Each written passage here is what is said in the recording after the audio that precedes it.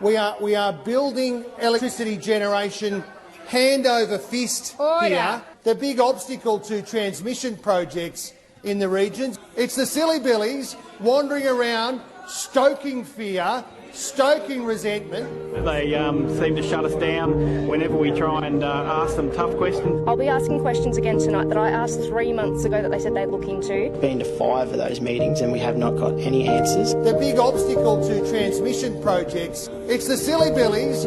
We definitely should have been consulted, and up to this point I don't feel like I have been consulted at all. It makes me feel sick in the guts that they can come over here and just put a ruler across a map and say we're going there. I don't know what our lives would become if we couldn't stay on the farm. It's been our home for 6 generations. It's the silly billies. I can't imagine raising my children underneath high voltage power lines, and I won't. People in the inner city don't understand just how devastating this is going to be for us. It's the silly billies.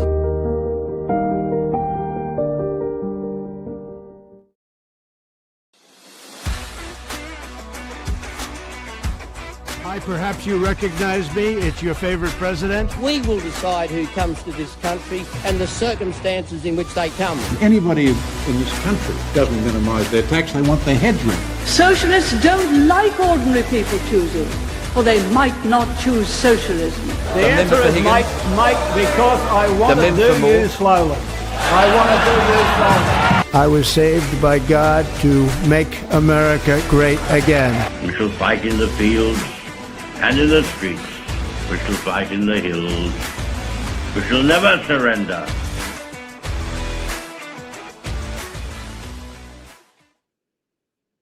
G'day everyone, welcome back to another episode of Commanding the Narrative. My name is Stephen Tripp. Thank you to everyone who is watching this on Facebook, Rumble or YouTube. And if you are live, you can contribute today's conversation in the chat, or if you're really game, hit that link to StreamYard and you can call in, ask a question and have your say. But as you can see there, I'm joined by the wonderful Katy McCallum. How you going, Katy? I'm good, Stephen. Thank you for having me. How are you? I'm very well. We've got some exciting news this week. Should I call you Madam President now that I've stepped down as President of Let's Rethink Renewables and handed the reins off to you, knowing that you're going to be far more worthy of the role than I am? Yeah, I don't know that I'm far more worthy. You've set the bar pretty high for me, Stephen, so I don't know how I'm going to go, but I'm going to give it a good red-hot crack. I'm sure you're going to do an excellent job. We're going to be talking a lot about Let's Rethink Renewables today. But before we get there, I should let everyone know about how you can support this show. And it's by heading to commandthenarrative.com. Please hit the sign up button in the top right-hand corner and you'll get the regular newsletter. You can also hit the donate button at the top. And as you know, Katy, the donations help to pay for the stream, the website, and most importantly, it gives me a very They make you feel warm and fuzzy. That's right. Exactly. So if you want to know all the previous podcasts that we've done, head to the website. Also, come down here. There's a couple of surveys that I'd love you to participate in. The first one's the feedback survey. That's more about commanding the narrative itself and hearing about what you'd like to hear on the show and maybe some guests that you'd like to see on the show. So please fill that survey in. And this one here is also important, the Shaping the Future of Australia National Survey. We've got a lot of responses on that, almost 1,000 responses on that survey. We want to build it up even more because we want to hear directly from the Australian people about what's concerning them. There's a whole host of questions on there, a lot of feedback saying it's a really good survey. So please head to commandthenarrative.com, fill in that survey, and while you're there, you can also check out on who's on the podcast this week, and also upcoming events. This one here next Sunday, Katy, we're going to be on the Gold Coast at the CSI Club Southport. Our guest today, Colin Boyce, is going to be speaking there. Also, Senator Malcolm Roberts, Ben Beattie, who I've had on the show before, who's an engineer and also the host of the Baseload podcast. And Katy, you're going to be there as well. You're a very dynamic speaker. It's going to be probably the highlight to hear you fire up and let everyone know about the renewables plight. And also tell us about Glenda Pickersgill as well, because she might not be a name that most people know of. No, well, look, the first thing I heard about Glenda was that she had a little bit of fame in the fact that she saved the Mary River back in the day from the Traveston Crossing Dam when who's the guy that was the Midnight Oil singer? This is how significant it is. Yeah, Peter Garrett. Made a decision because the river's famous for having this unique, world-famous bum-breathing turtle. and the lungfish live there, and that's how they saved it. And she was instrumental in that, along with a few other people. And so I met her in the fight to save the Kilkeven district from these giant HV lines and to stop the pumped hydro at Barumba. And she has just been steadfast in this fight since day one. She's an amazing force. Yeah, she's brilliant. Yeah, so please head to the website, get your tickets. We're hoping for a big crowd, so we can we're really trying to get as many people there as we can. So if you're on the Gold Coast or around the Gold Coast, please come along next Sunday at the CSI Club Southport and hear some very important information about what's happening with this rollout of renewables. A lot that we're going to be speaking about today, but also I want to let you know about another group that Katy and I are part of as well, and that's Australians for Better Government. Exciting things are happening there as well, and I want to let you know, if you're in Adelaide, check this out. We're coming to you, Adelaide. So on October 26th, it's a Sunday as well, we're going to be at the Sporting Car Club of South Australia. And look at that. We've got Sarah Game already locked in as a speaker. Of course, Dr. Christopher Reynolds and Councillor Henry Davis, who's a councillor on Adelaide City Council.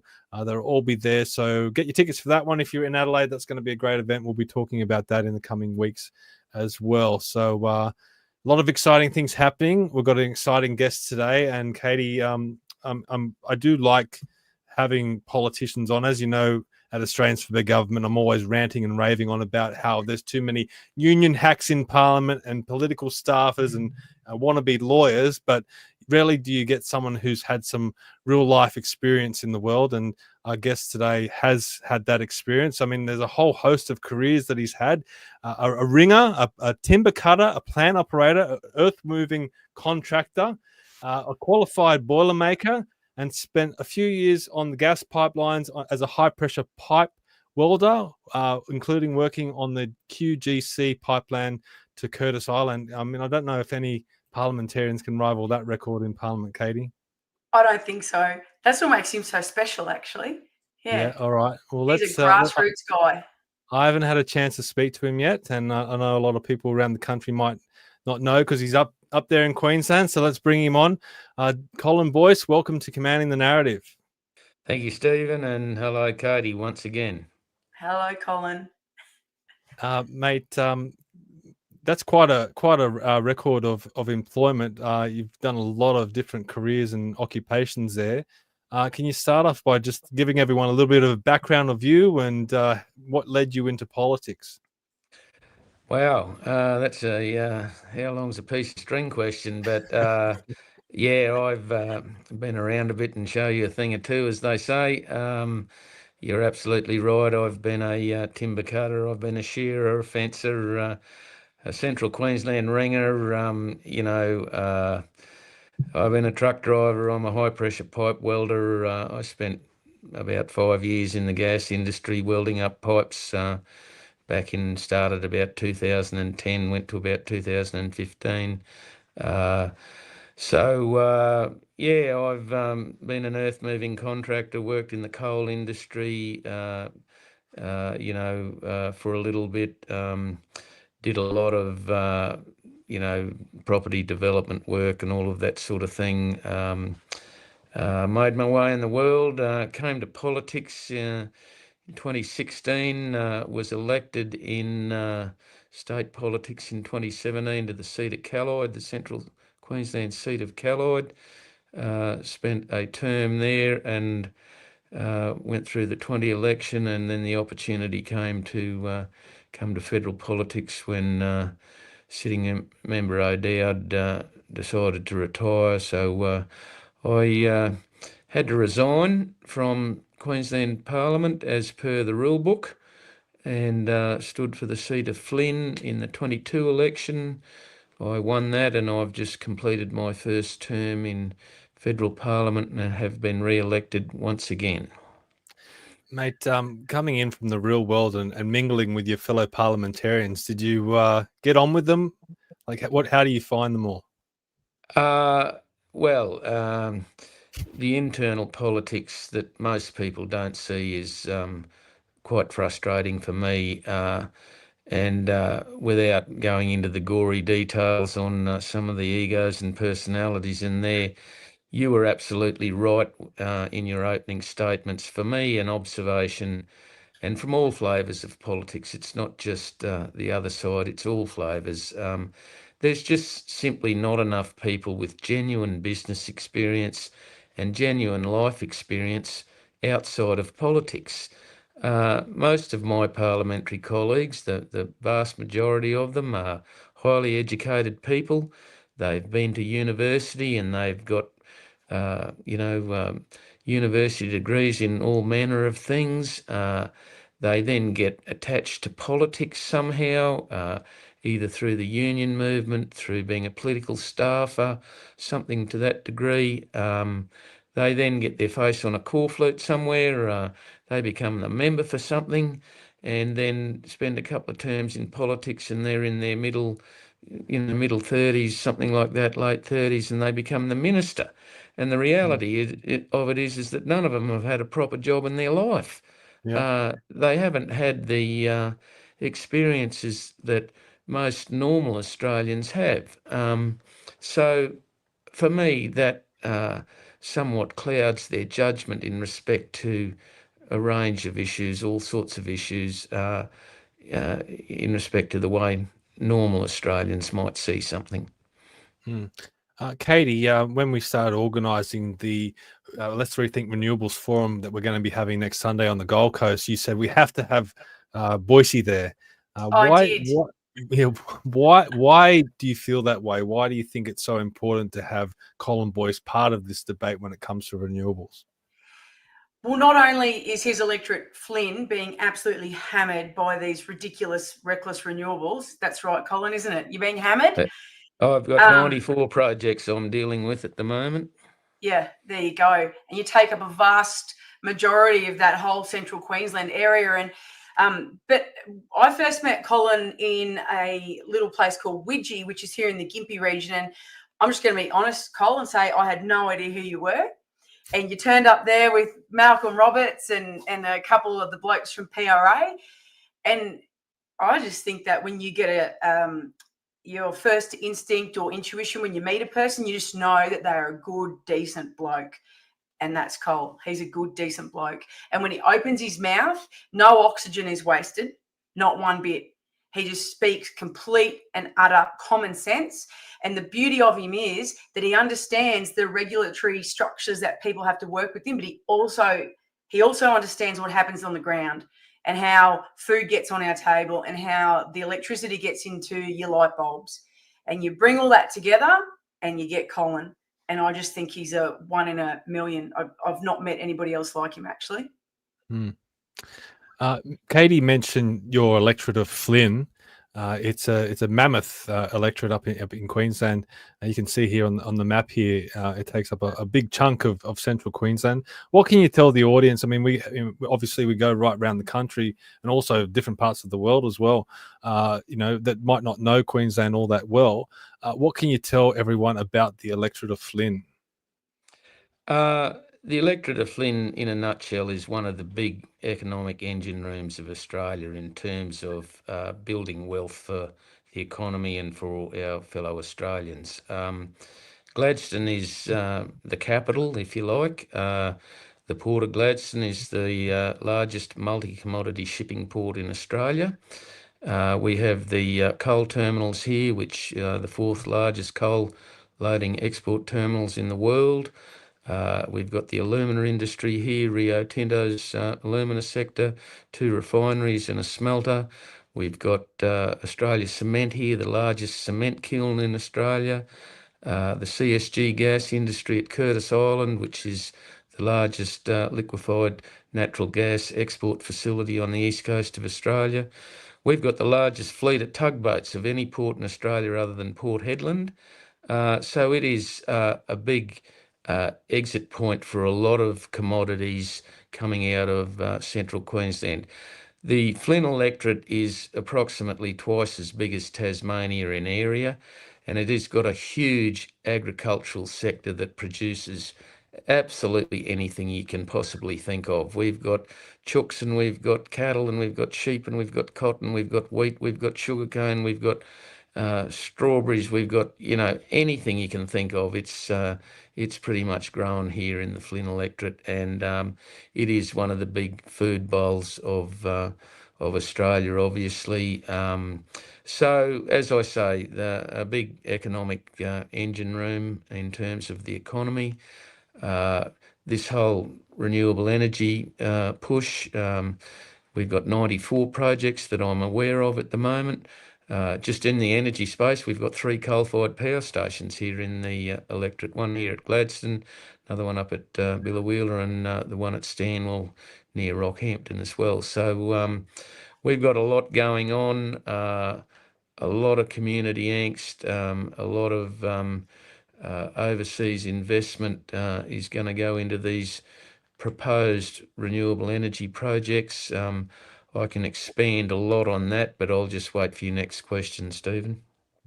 No, I'm happy for you to continue with that, because I know you crossed paths with Stephen Nowakowski at Rainforest Reserves. He's done a lot of great work, including these flyovers here where he shows all the renewable projects in different parts of the country. This one's showing all the wind turbine projects and solar panel projects up in Queensland, and the vast amounts of land that's going to be taken up with these projects.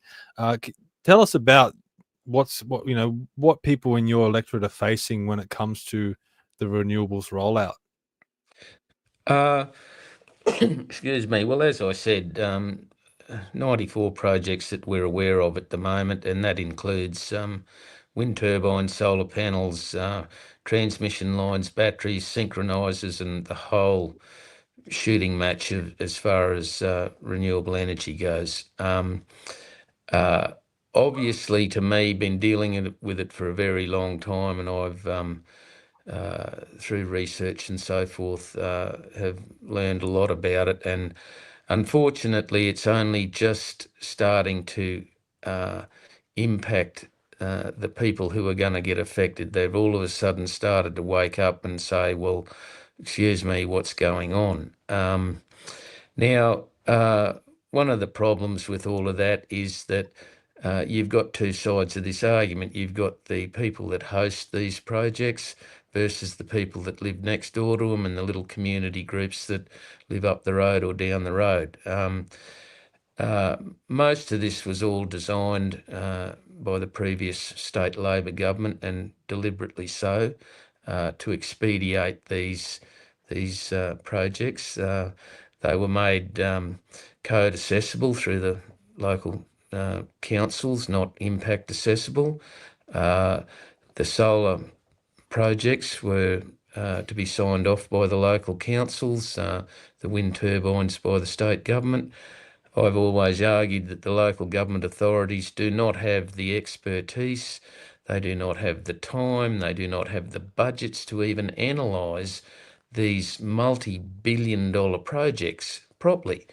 And they get put in the legal position that if they oppose them, they get challenged in the Land and Environment Court, and of course they have to go and defend themselves legally, and who pays for that bill? The ratepayers. So it is a very strange situation that has occurred, and already we've got some projects that are beginning. Many of them have got environmental approvals or in the process of getting environmental approvals. The vast majority of them do not have financial closure. Now, there's a reason for that, and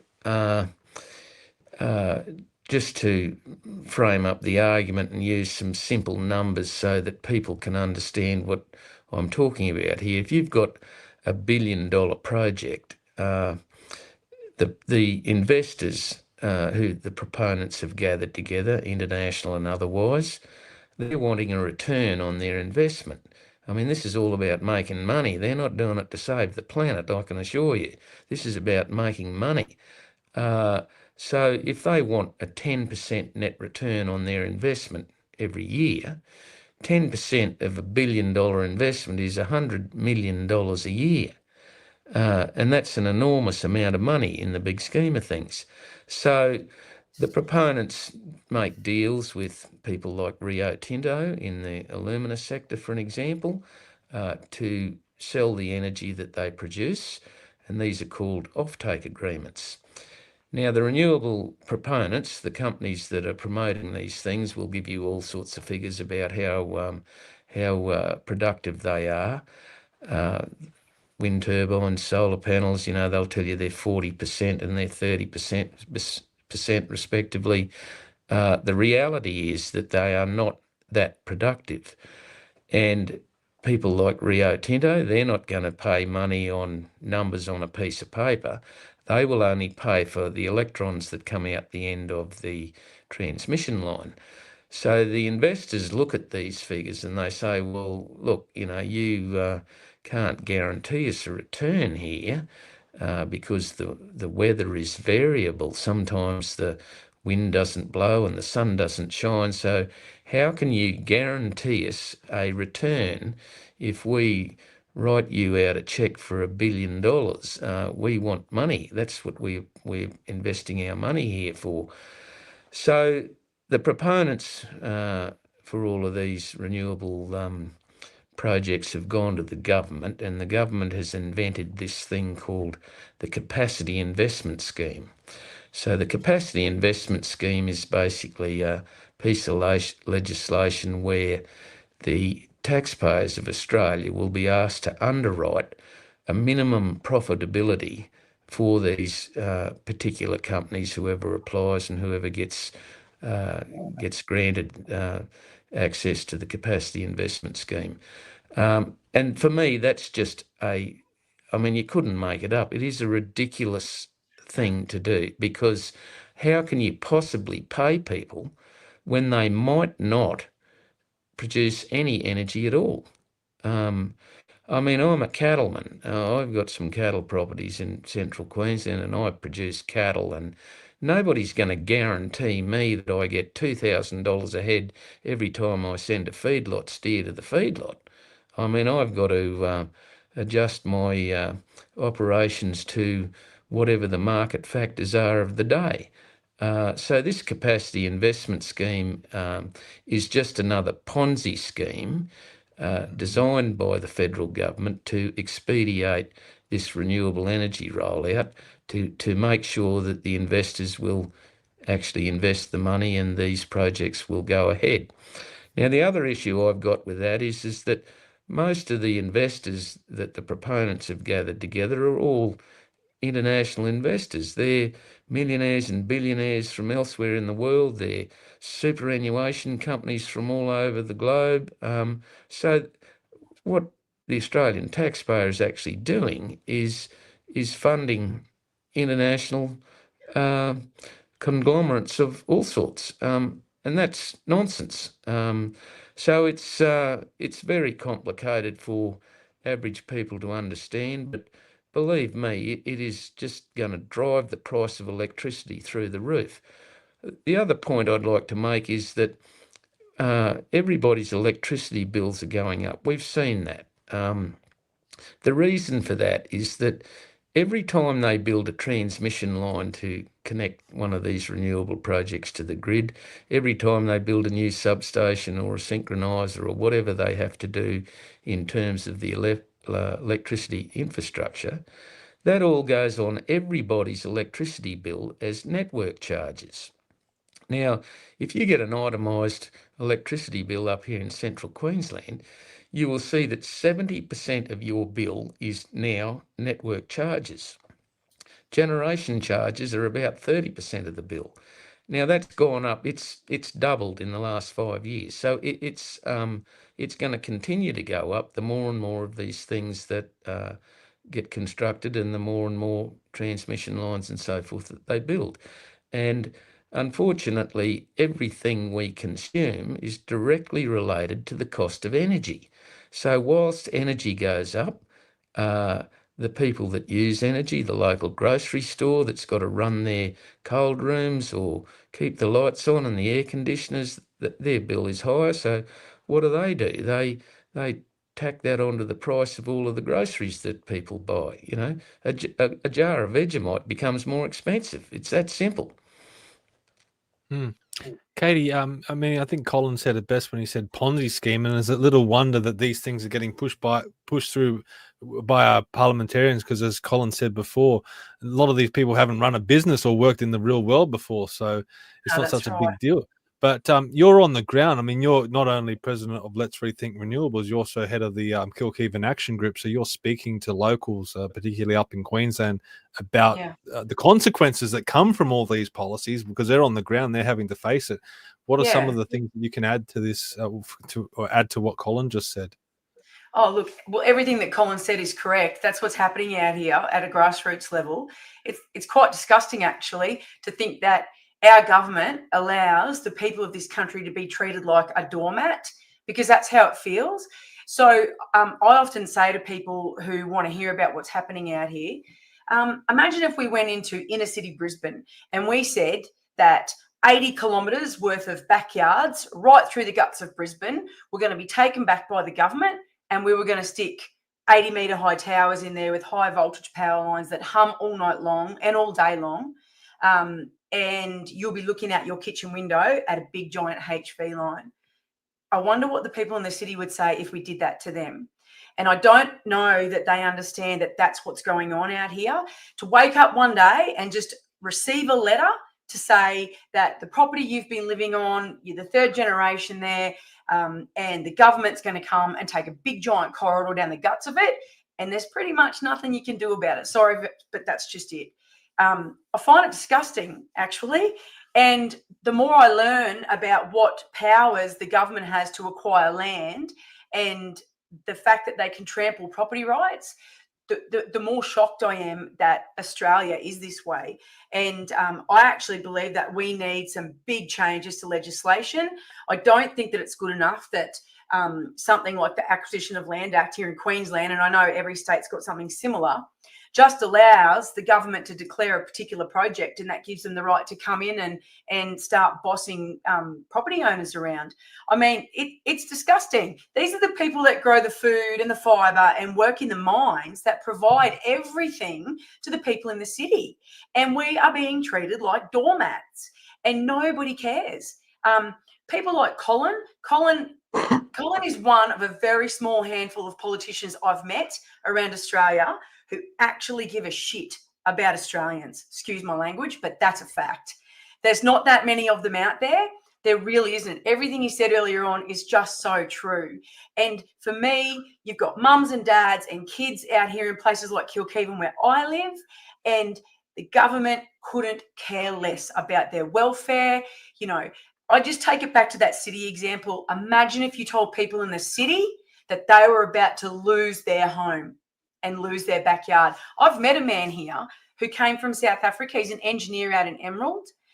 Absolute heartbreaking story from him. So they had their property taken off them in South Africa, and they moved here to Australia, and we gave them residency. And he started an engineering business out there, and he bought a property here in the Kilkeven district to retire on. Their property is the house is smack bang under where Powerlink proposes to put this HV line to connect the proposed pumped hydro at Barumba across to the Waluga solar complex and the substation. Now they flew, and you talk about costs and who incurs these costs. Powerlink, which is a government-owned corporation, took a charter plane from Brisbane, flew it all the way to Emerald so that he had no option but to speak to them. They knocked on the door of his office and they walked in and said, "We just want to let you know you're going to be the most affected person on this line. Your house is directly underneath. We'll give you the land value, and we'll give you a little bit extra for the cost of your house to replace it somewhere else." Well, I've got to say, there is one thing in life that absolutely kills me, and it is seeing grown men crying because their hearts are breaking, because their lives are being torn to shreds. And that's what they did to this man. And now we're languishing because Powerlink and the Queensland government won't tell anybody what's going on, and we're all just sitting here fighting for something that we don't even know what we're fighting for. It's like fighting in the dark against an enemy and you don't know where they are. It's disgusting.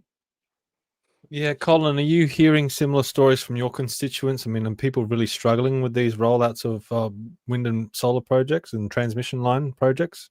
Oh, 100%. And, I've got people having fisticuffs over it.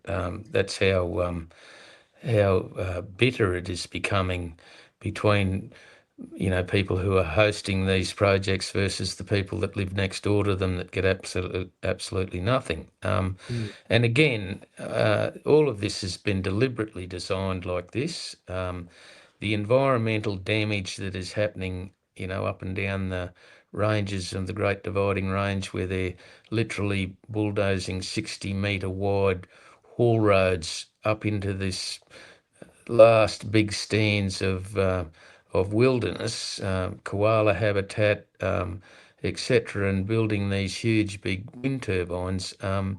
It's just, you couldn't make it up unless you've seen it with your own eyes. People don't believe it.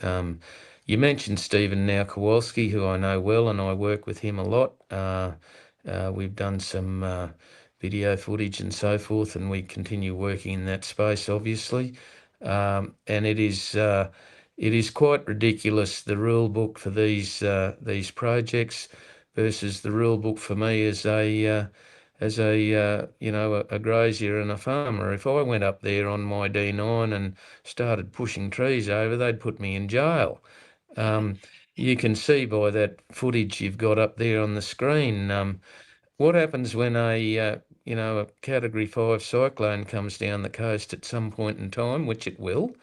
All of the erosion that will happen, all of that sediment will get washed into the creeks and gullies. It will flow down there into the neighbouring properties and so forth. The farmers and the graziers all have to comply with Queensland reef legislation, but the renewable energy sector has been exempt from all of that. And it's one set of rules for them and another set of rules for everybody else. It needs a complete rethink on the way it's been done. It is an energy supply that is not reliable. It is very expensive. And for Australia to commit itself to a renewables energy only platform is just crazy. The federal government, obviously when they came to power 3 years ago, passed some legislation, 43% emissions target reduction, 82% renewable energy by 2030, and of course they're pursuing further emissions reductions.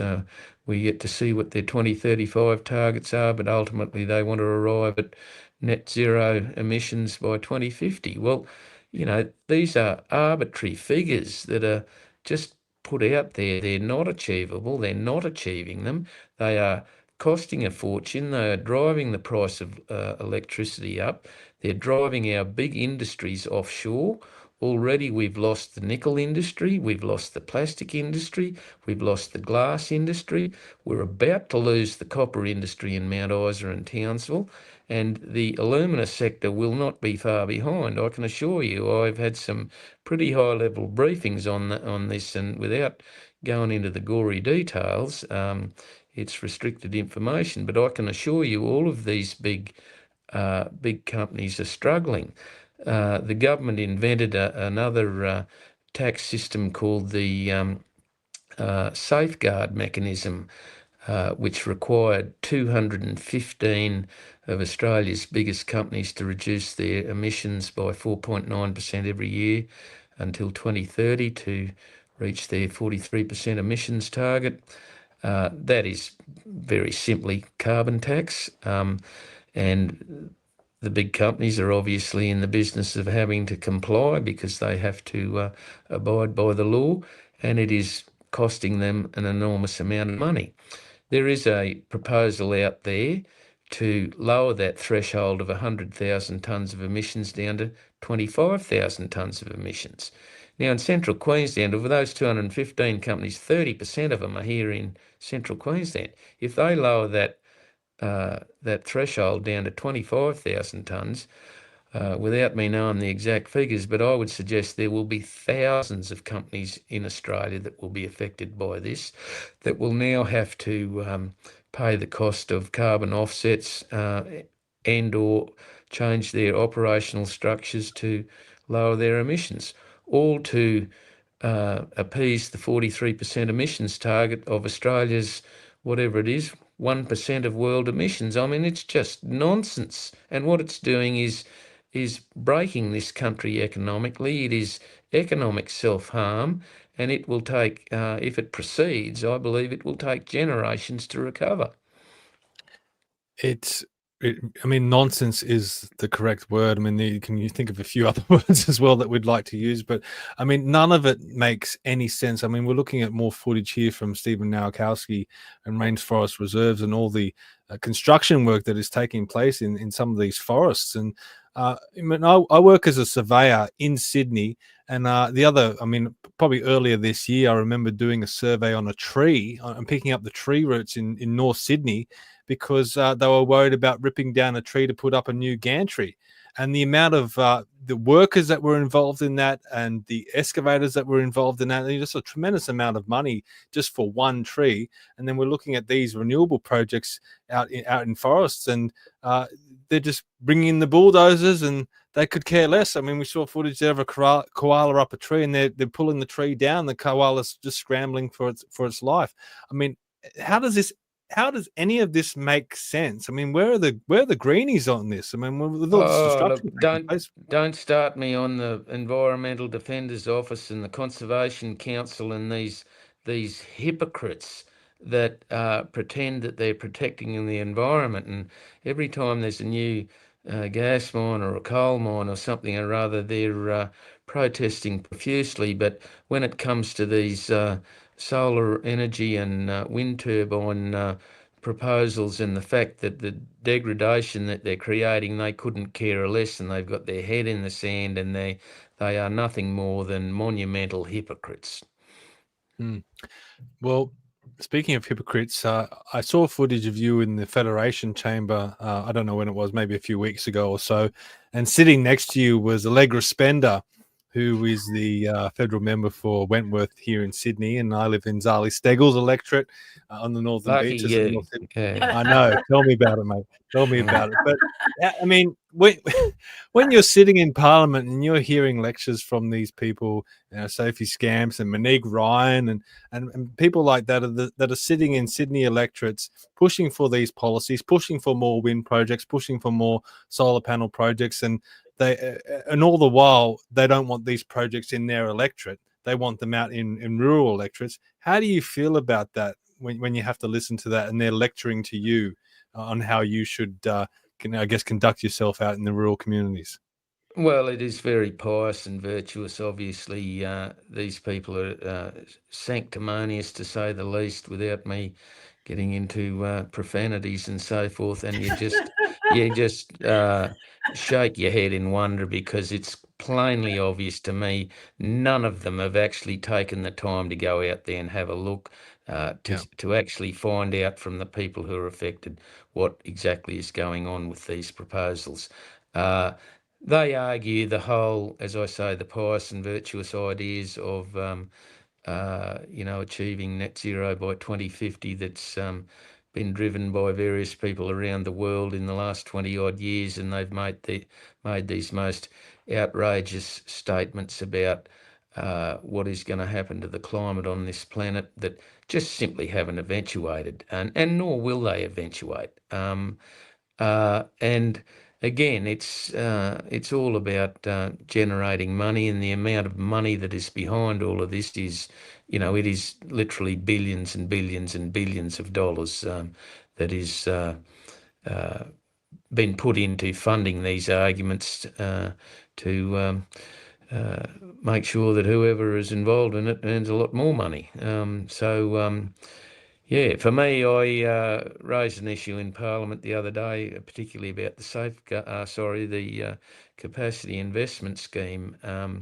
I actually got the Parliamentary Library to do me a brief on it, and the researchers in the library are usually very good at doing that job. One of the questions I asked when I wanted the brief written up was, what are the numbers coming out of the forward estimates, projections in the budget? I wanted to know how much this is projected to cost the Australian taxpayer when and if these projects get built and they start generating electricity and they don't reach their their net return milestone, and we have to make up the shortfall as taxpayers. Well, the reply came back, and I haven't actually got it here in front of me, but it pretty much said that it's because they're commercial in confidence arrangements with the various companies, it's not for publication to the taxpayer of Australia. So, in other words, they won't tell us how much it's going to cost. Isn't that typical? That's well, I just want to squeeze in one more thing because, speaking of the Northern Beaches, I mean, I want to bring up this survey that we did at Let's Rethink Renewables, the group that Katy's now president of.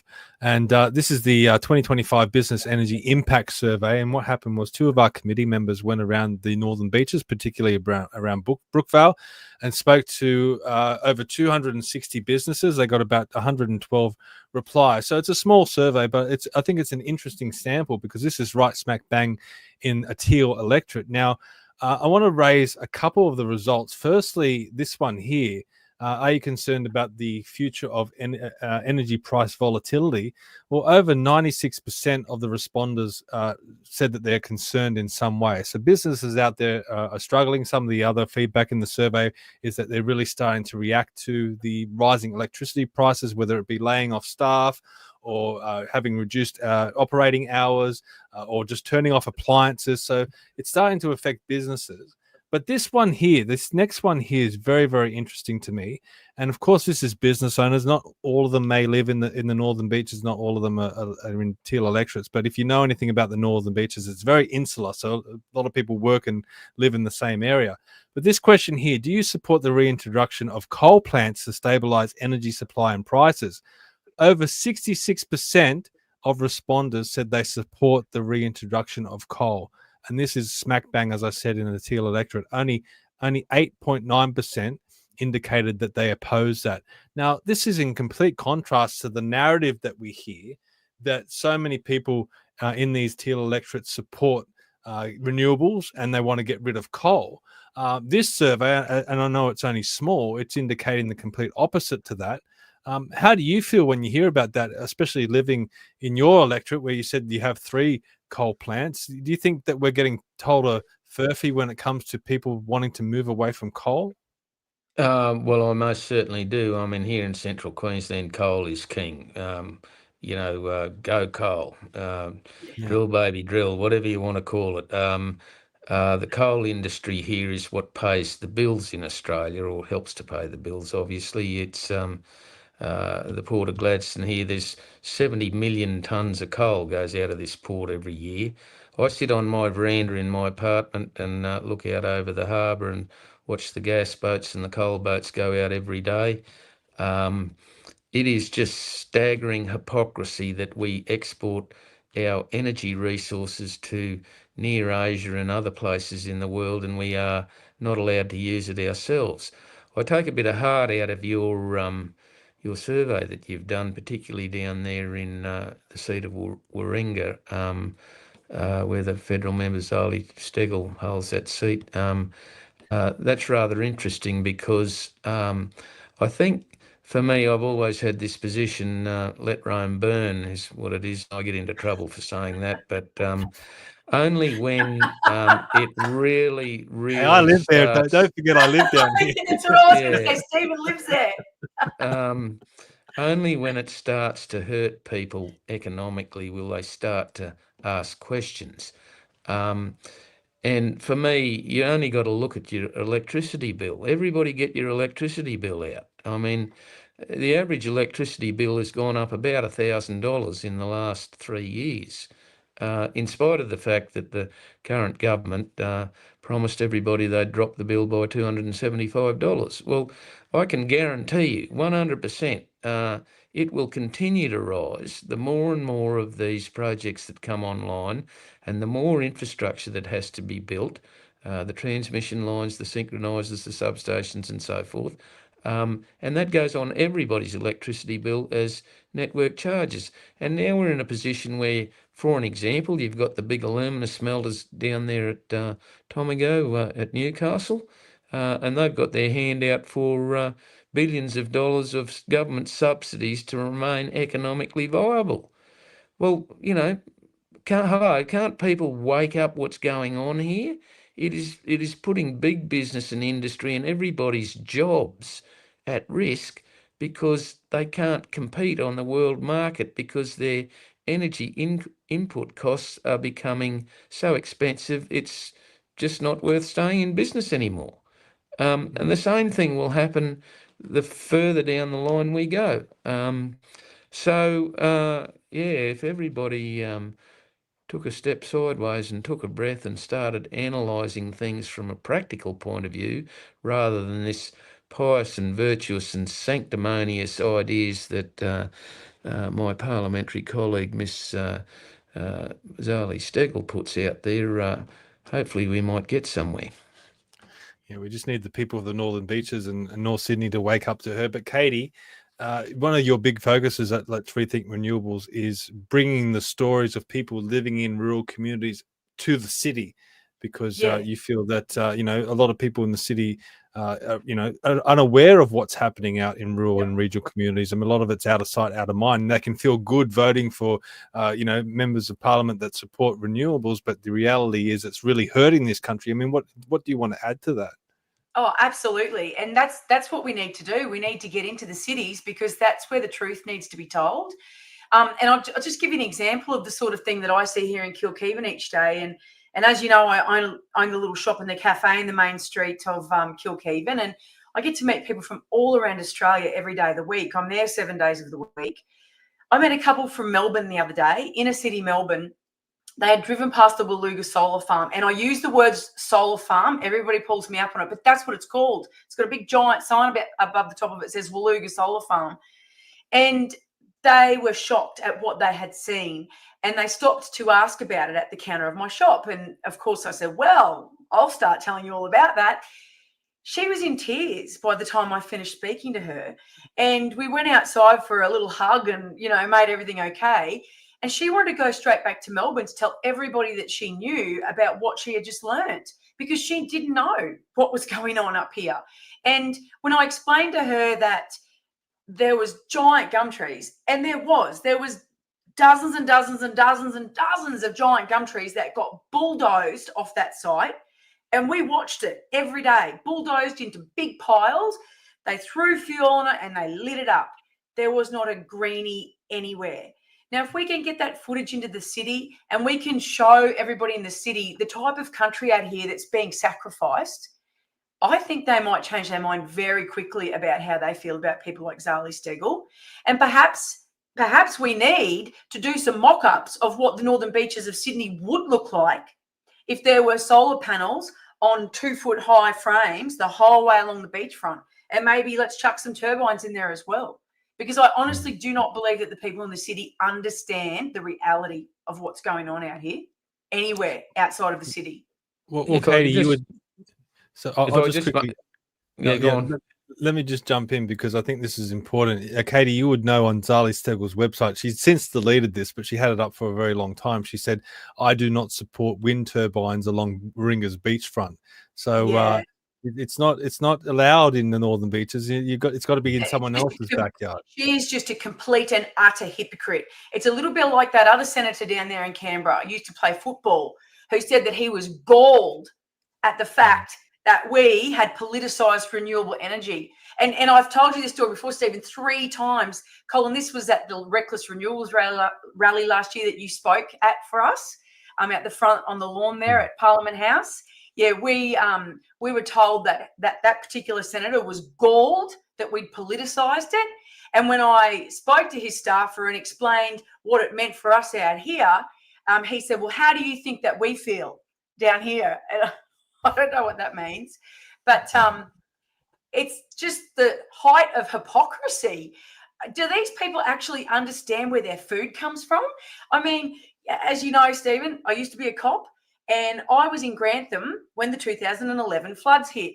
Now, the highway was cut for 2 days, and the grocery stores in Toowoomba and up on the Darling Downs didn't have fresh milk for 2 days. And there were punch-ups. Cole, you would get this. There were punch-ups in the grocery store because there was no fresh milk.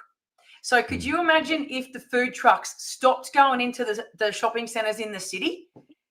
They might think twice then about what's really going on. Well, I think, again, and if I can add to that a little bit, unfortunately, metropolitan Australia is becoming more and more diverse or divorced from the way that the necessities of life get produced. I mean, people think that you just go down to the grocery store to get your food, and that's as far as their thought process goes. If you get thirsty, you just walk over to the sink and turn the tap on, and water comes out of the wall.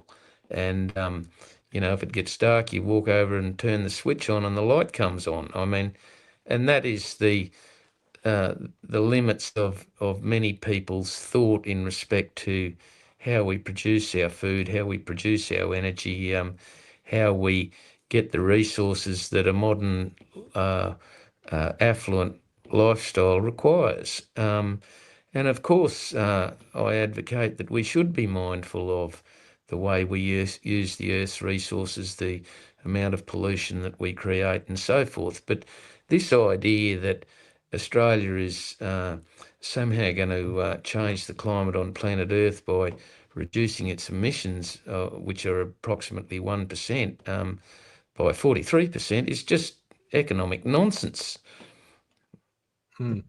I guess we're talking about, the other side, the Teals, and we're speaking about the Greens and other parties. A lot of people are looking towards to the Nationals as the hope of the side. I know I've had calls since the federal election from Liberal Party members who want to break away from the Liberal Party and encourage the Nationals to run in Western Sydney seats. So that would be interesting if that ever happened. But up in Queensland, it's a little bit of a different situation. For people outside of Queensland, they might not understand what the Liberal National Party is. Can you just explain a little bit for people that might be confused? Is it more leaning towards the Liberals, or is it more leaning towards the Nationals? Well, that's a hotly debated subject, and I'm rather biased in my opinions in respect to that. But about 2007, 2008, thereabouts, the National Party in Queensland and the Liberal Party in Queensland amalgamated to become the LNP. So we are one and all, if you like, politically. Obviously, when we go to Canberra, because that's only a state thing, I sit in the National Party room, and my LNP colleagues from Queensland that are not in the National Party seats sit in the Liberal Party room. So it's a strange situation, but it's Queensland's rather different, as you say, from New South Wales, Victoria, other states of Australia. And the Nationals are making a lot of noise now about getting rid of net zero policies. You have Matt Canavan out there and Barnaby Joyce and, a whole host of you speaking about that. Do you feel, what's your feeling of the National Party? As I said, a lot of people are looking to them as the hope of the side. Do you think that they can really use their influence within the coalition to steer things in the right direction? Well, we are working in that space. To date, we have not yet had that discussion in the joint party room. We hope to. And as I say, we are advocating amongst our parliamentary colleagues that we do that. So that's, at this point right now, that's a work in progress. For me, I stand with Barnaby Joyce and his dump net zero bill that he moved in Parliament several weeks ago. I actually seconded the bill. I spoke on it in Parliament a week or so ago. I think it is all about economics. I mean, what is this costing the Australian economy? And that's what people need to understand. It's about economic cost and generational wealth that is being squandered and particularly shipped offshore to various international conglomerates and investors and so forth, which is proving absolutely nothing in the big scheme of things. You only got to have a look at what's happening in Germany right now. I mean, German business and industry now is suffering its biggest economic crisis since World War II. where all of their big industries and businesses are getting shipped offshore to places like India and China. And it's all the net result of this green dream of wind turbines and solar panels that literally don't work. They can't provide cheap, reliable energy, and that's been proven. All it's done is drive Germany's energy prices to the most expensive in Europe or thereabouts. I know we're getting close to the end. I'd like to squeeze in a few more questions. I've spoken to a number of parliamentarians, both in state and federal parliaments before, and what they tell me is that they have these conversations in the corridors with even the other side. People in the Labor Party, and people in the Labor Party are waking up to the net zero fantasy, but they just can't go against their own party. Are you finding the same thing? Are you finding that there are some good Labor people in Parliament, but they just can't go against the grain of their own party? Yeah, I mean, the Labor Party is a very structured political machine. You will suffer the political consequences if you dare go against what is party policy in the Labor Party. That's been the case for many, many years. We in the Conservative side of politics like to think that we're the party of individuals. But once again, if you open your mouth, which I do on occasions, you do suffer the political consequences, I can assure you. Well, speaking of someone who likes to open her mouth and suffer the consequences of doing so, Katy, we've got this big event on the Gold Coast next Sunday, so September 14th. It's the Securing Our Energy Future Gold Coast Forum for Let's Rethink Renewables. We've just spoken to Colin. As you said, we've also got Malcolm Roberts speaking there, yourself, Ben Beattie, and also Glenda. What are you most excited about when it comes to the upcoming forum on Sunday? And as you can see, I've got up on the screen the ticket page. If you want to go buy your tickets, please come along. We'd love to see you there as well. So what are you most excited about, Katy? Look, the last couple of years, the dozens or hundreds of town hall meetings I've been to, at which Colin has arrived at a few. Thank you, Colin. You're always there to help us. What excites me is the fact that you get to tell the truth to people, and then they get to go home and then they can tell 5 other people in their workplace the next week or their family members. And for me, the message of this fight will only be spread around Australia if we continue to have meetings just like this one. And whilst we have friends like Colin and Malcolm, people like Ben Beattie and Glenda who are willing to give up their own time, because everybody needs to know that all of the people involved in this, they come to these meetings in their own time when they should be at home enjoying their families and their days off. We're coming to these meetings so that we can tell people what's going on so that they can then go and share these stories, because we're not going to get the message out to the rest of Australia unless we keep fighting like this. And we just can't stop. It's going to take a couple of years to turn this ship around. Maybe longer, Colin, more than a couple of years, perhaps. Oh, look, we got to fight the good fight, and I believe we're on the side of the angels, as they say. We will, at the end of the day, be proven right, regardless what happens. If we can put some common sense to some of these ideas and some practicality, only then will we make some people understand, I think. Yeah. Yeah, and people that want to come along, head to commandthenarrative.com. You can hit the button which is advertising the forum on the website. There it will take you through the ticket page. You can also head to let'srethinkrenewables.org and find the ticket link there, and also sign up to be a member of Let's Rethink Renewables as well. But to finish up, Colin, I see you've got some big Australian flags behind you there, which is very nice to see. And we just had Flag Day in the last week, but we also had that drama in the Senate where the Greens moved motions to stop people from displaying the Australian flag in the Senate. What do you feel about the importance of the Australian flag, and do we need to defend the Australian flag? Yeah, well, a colleague of mine, Phil Thompson, who holds the federal seat of Herbert, which is roughly Townsville, thereabouts in Queensland, moved a motion in Parliament last week to make it a criminal offence to burn the Australian flag, and I spoke on that in Parliament, and I think it was pretty much broadcast all over the place, at least here in Queensland anyway. I'm a big advocate for the Australian flag. I think it is our national emblem. We should be proud of our flag. We should be proud of our history.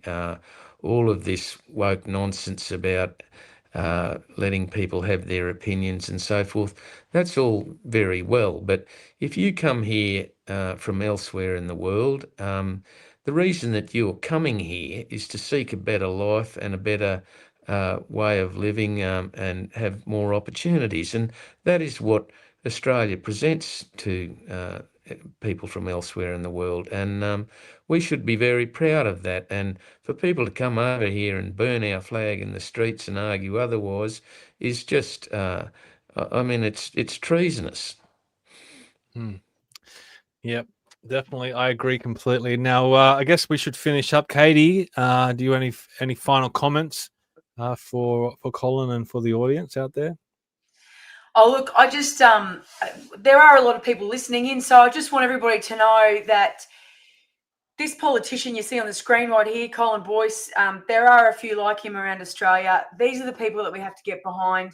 This is the people that are going to help us save the country and turn this around. Politics aside, whether you're from the left or the right, the fact of the matter is that we all need to get together in the centre and come to some commonsensical answers to fix this problem. People like Cole will make that happen.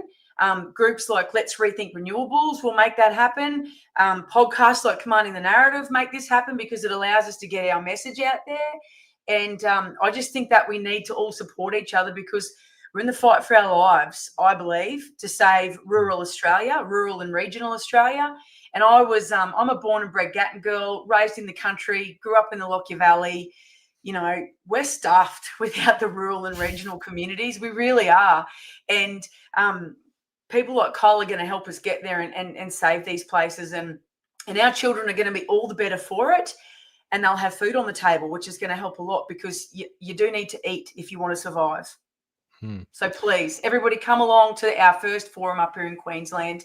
Listen to Cole, meet him in the flesh. You'll love him. Everybody loves him. I've never met a person that doesn't. And hopefully this is going to be the first You of many. You haven't been to Parliament. Yeah. No, because I prefer it in Queensland, Cole. Well, look, I've loved speaking to you today as well, Colin. I've been very impressed with what you've said. A lot of common sense coming out of you, and a lot of views that I think would resonate with a lot of Australian people out there. So thank you for everything that you're doing. But to finish up now, it's the most important part of commanding the narrative, and that's called Build Your Own Fantasy Government. So we are putting you, Colin, in charge of the next Parliament of Australia. And you can choose 5 or 6 people to head up that next parliament. They can be living or dead. They don't have to be politicians. They can be anyone that you choose. But I guess the idea of it is to pick some leadership qualities of people that you would like to see take this country forward. So 5 or 6 people, who do you pick? Wow, that's a big ask on the spot. There are many very good politicians. A couple of my favourites. Well, my champion favourite is Margie Thatcher. I think she was a wonderful politician back in that era, and obviously politics changes over time, obviously, but I think she was a very aspirational leader, whether you regarded her well or not. She was a good leader. I think Bob Hawke was a very good politician and a very good iconic Australian leader. John Howard is another one. So there are lots of them in the current crop. I have some colleagues in there that are, as I am, enormously frustrated. And again, for me, I'm now the Prime Minister, I assume. Well, picking the cabinet would be that would be rather difficult, I think. That's a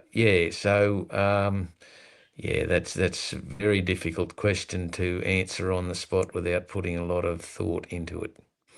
I love putting people on the spot. People say to me, "You should give people a chance to think about this beforehand." I'm like, "No, I want to hear the real reaction of people." It's the best way to Colin Boyce for PM. Yeah. Not going to happen, I don't think. Well, you never know. You never know in the big city. Well, look, if everyone out there, if you've been impressed by Colin, I hope that you have been, you head to his website, colinboyce.com.au. It's got all his social media links up the top there if you want to follow him and keep up to date with everything that he's doing.